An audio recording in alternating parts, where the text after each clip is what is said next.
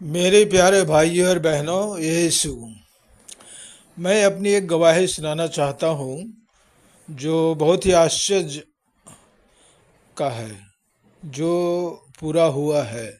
मैं एक बार अपनी बेटी का एडमिशन सैफे मेडिकल कॉलेज में कराया था।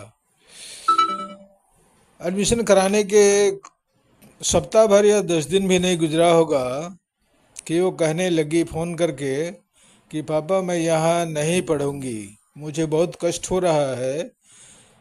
दिन भर रात भर खड़ा होके काम करना पड़ता है, सीनियर बैठने नहीं देते हैं और मैं परेशान हो चुकी हूँ।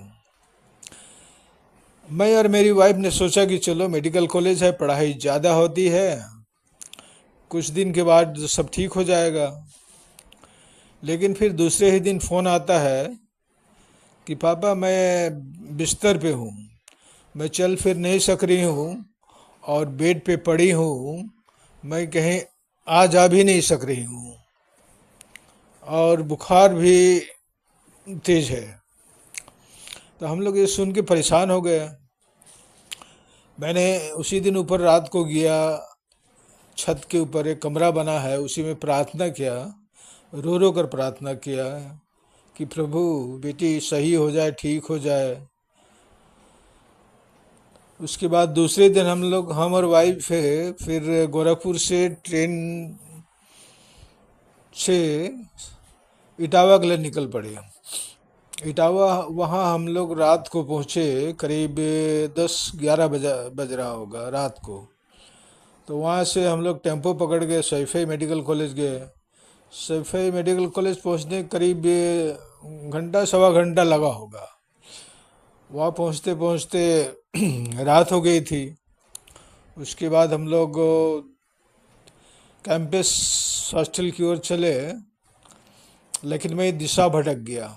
एक दो बार ही गया था एडमिशन के टाइम में, दिशा भटक गया। तो बेटी को फ़ोन लगा और पूछा कि बेटा, तुम्हारा हॉस्टल का क्या नाम है।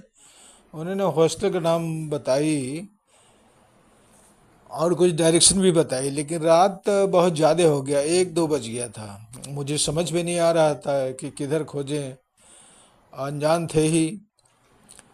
रात हो गया, परेशानी लग रहा था, मैं घबरा गया और मन ही मन प्रार्थना करने लगा। प्रार्थना करते करते चल ही रहे थे हम और वाइफ ही दोनों हॉस्टल की ओर। लेकिन उम्मीद नहीं था कि मिलेगा, क्योंकि दिशा उसा मुझे पता नहीं था। इतने में रोड किनारे एक गाड़ी खड़ी थी और उसकी कुछ दूरी पर एक लड़का खड़ा था। मैंने उसको देखा और पूछा, बेटा, आप एक हॉस्टल है फलना नाम का, उसको जानते हैं? हम लोग खोजते खोजते थक गए, मैं भी नया हूँ, देखा नहीं हूँ, आप पहुँचा देते तो बड़ी कृपा होती। उन्होंने कहा, अंकल ठीक है, बैठ जाइए आप लोग। उन्होंने गाड़ी में बैठाया, हम और वाइफ दोनों बैठ गए। वो गाड़ी स्टार्ट किया और चलने लगा। कुछ दूर, करीबन आधा घंटा चलने के बाद वो भी बोला कि अंकल, मैं भी भटक गया हूँ, मैं भी नया नया आया हूँ और किधर है मुझे भी नहीं पता। तो हम बोले, बेटा अब क्या होगा? तो उसने बोला कि रुकिए, मैं अपने एक दोस्त से फ़ोन करता हूँ, अब पूछता हूँ किधर है। एक जगह गाड़ी खड़ा किया और अपने दोस्त से पूछा। पूछने के बाद तो हम लोग को बोला, अंकल बैठ जाइए आप लोग। हम लोग बैठ गए। करीब आधा घंटा लगा होगा कि हम लोग हॉस्टल पहुंच गए। अब मैं तो घबरा रहा था कि बेटी की हालत ठीक नहीं है, कह रही है बेड पे है, चल फिर नहीं सक रही हूँ। मैंने सोचा कि अब बेटी को तो गोदी में उठा के गोरखपुर लाना पड़ेगा घर। ये सोच ही रहा था। उसको फ़ोन किए बेटी को कि बेटा, रूम नंबर बताओ किधर है, मम्मी जाएगी, क्योंकि गर्ल्स हॉस्टल था, मैं तो जा नहीं सकता था। उसी समय फ़ोन करने के बाद मैं पीछे मुड़ कर देखा कि गाड़ी वाले को कुछ चाय पानी के लिए कुछ पैसा दे दूं। मैंने जो ही थोड़ी देर बाद मुड़ के देखा तो गाड़ी भी नहीं थी और दूर दूर तक कोई गाड़ी का रोशनी भी नहीं थी, जबकि स्ट्रीट लाइट जल रहा था, लेकिन गाड़ी का कहीं सुराग नहीं था, जबकि रोड एकदम बिल्कुल सीधा था। लेकिन ना गाड़ी दिखा, ना गाड़ी का लाइट दिखा। मैं अचंभित रह गया। उतने में बेटी देखे कि हंसते हुए टहलते हुए आ रही है।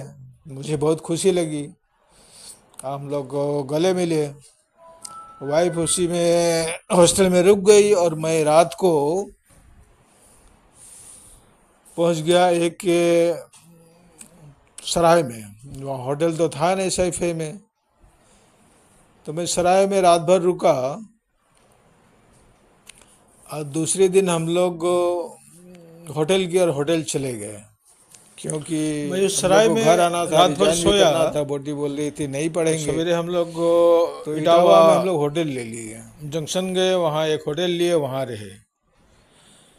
मैं यहाँ ये कहना चाहता हूँ कि देखिए बेटी कितनी बीमार थी। मैं सोचा था गोदी उठा के घर लाना पड़ेगा, लेकिन वह भली चंगी मिली। और दूसरी बात, वह लड़का रात को 1-2 बजे, जबकि हम लोग परेशान थे, पता नहीं कहाँ से टपक पड़ा और हम लोग को सही सलामत हॉस्टल पहुंचा दिया। और उसका कुछ अता पता भी नहीं चला। या प्रभु यीशु की कमाल ही है, उसकी मेहरबानी है कि उन्होंने बेटी को भी सकुशल रखा। कहाँ मैं सोचा था कि गोदी उठा के लाना पड़ेगा, कहाँ मुस्कुराते हुए ठीक हो गई थी। और दूसरी बात, एक अनजान आदमी द्वारा भटकते राही को हॉस्टल पहुंचा देना, ये बहुत बड़ी कृपा है प्रभु यीशु का। उन्होंने इस प्रकार मेरे साथ एक आश्चर्यजनक काम किया। और दूसरी बात है, दूसरे दिन एक गवाही और है इससे भी बड़ा। दूसरी दिन हम लोग मेडिकल कॉलेज रिजाइन के लिए गए थे। उस समय यह घटना घटी। वह घटना मैं अगले वीडियो में आपको सुनाऊंगा। वह बड़ा ही रोचक है कि आप विश्वास ही नहीं कर पाएंगे कि इतनी बड़ी घटना, मिरेकल हो गया। मेरा बहुत बड़ा उपकार हुआ प्रभु यीशु मसीह के द्वारा। आमीन। प्रभु को धन्यवाद भाइयों बहनों, ये यीशु। आमीन।